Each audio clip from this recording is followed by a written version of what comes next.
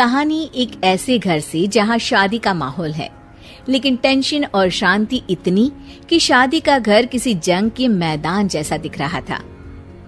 अरे जैसा मर्जी डेकोरेशन कर दो, पैसों की चिंता मत करो। इतना पैसा जब लड़के वालों को दे दिया तो फूल वालों को देने में मुझे क्या दिक्कत है? अरे धीरे बोलो ना, साफ लग रहा है कि फ्रस्ट्रेटेड हो। अरे तुम तो चुप ही रहो। एक बेटी संभाल नहीं पाई।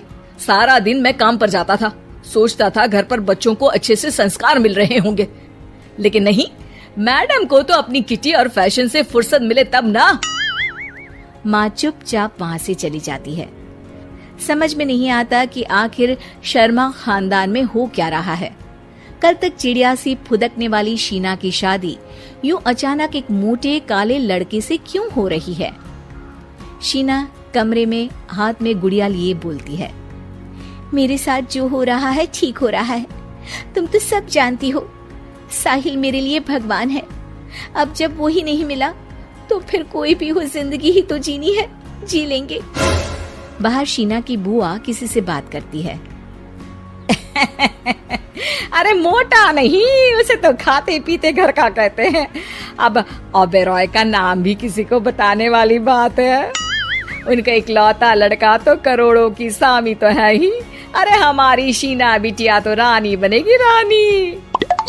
इन सब के बीच कहीं कोने पर शीना हाथ में मेहंदी सजाए बैठी थी और आंखों में आंसू सजाए। और वो समय भी आ जाता है जब शीना मंडप के नीचे हाथ में वरमाला लिए खड़ी होती है, लेकिन तभी अफरा तफरी मच जाती है। कोई कहता है, अरे लड़के की माँ को हार्ट अटैक आ गया। अरे अच्छी खासी थी, कैसे हो गया? अरे कहते हैं ना, किसी किसी लड़की के पैर अच्छे नहीं होते, हो सकता है कि मनहूस है ये लड़की। शीना पास खड़ी सब सुन रही थी। फिर शीना अपने कमरे में आ जाती है। शादी ये कहकर नहीं होती कि लड़की मनहूस है। अब लगातार शीना के लिए लड़के देखने आते, लेकिन आस पड़ोस या किसी के कहने पर शादी हर बार टूट जाती। लेकिन एक दिन, अंकल, मैं काफी दिनों से आपसे मिलने की कोशिश कर रहा था, लेकिन हिम्मत नहीं हो पा रही थी। अरे बेटा, हिम्मत तो हमारी टूटी पड़ी है। वैसे कौन हो तुम? मेरा नाम साहिल है अंकल। मैं शीना से प्यार करता हूँ और उसी से शादी करना चाहता हूँ। अरे अब तो किस जात के हो ये भी मायने नहीं रखता। बेटा, मेरी बेटी मनहूस है। ये सब कहते हैं कि इसीलिए उसकी शादी नहीं हो पा रही। अगर तुम शादी करने को तैयार हो तो ठीक है। शीना की शादी साहिल से हो जाती है। अगले दिन साहिल की माँ का देहांत हो जाता है और एक बार फिर लोग शीना को अपशकुनी कहने लगते हैं। अरे खा गई दीदी को ये। अरे क्या जरूरत थी साहिल किसी मनहूस को घर लाने की? पर बुआ, माँ की तो तबीयत पिछले कई साल से खराब थी। डॉक्टर्स ने जवाब दे दिया था। क्या पता ये भी उनका सौभाग्य हो कि वो बहू का मुंह देख पाई। अरे बहू का मुंह देख पाई, या ये कह लो कि बहू का मुंह देखते ही स्वर्ग लोक सिधार गई। खैर, हमें क्या, घर तुम्हारा है, हम तो चले। अब शीना को खुद पर ही शक होने लगता है कि कहीं सच में वो अपशकुनी तो नहीं। साहिल, हम दोनों की शादी नहीं हुई होती तो अच्छा था।